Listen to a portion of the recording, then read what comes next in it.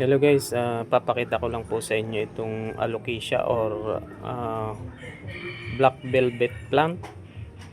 Ayan po ay nung itinanim ko po siya ay yung ilalim ay nilagyan ko po ng bunot bago ko po nilagyan ng lupa. So maganda po pala ang nagiging resulta niya kapag ang ilalim ay bunot.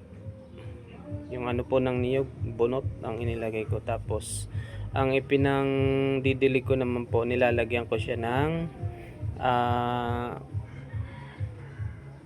yung hugas bigas, nilalagyan ko ng eggshell. So pinagsasama ko po sila.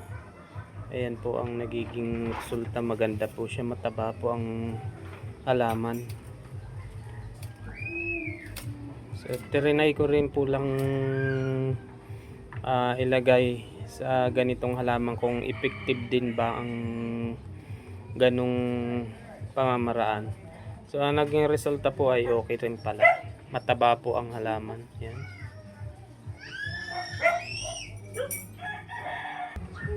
At saka ito guys, yung spring onion, ito po ang matataba na po sila ngayon. Ayan guys, so ayan.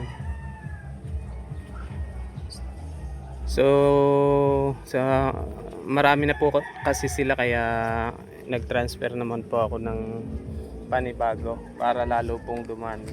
Ayan, babagong lipat po yan.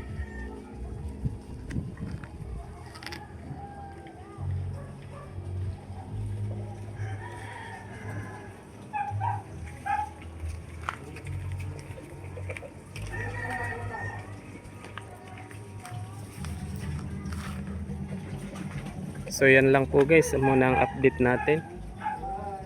Ayan. Maraming salamat po sa panonood.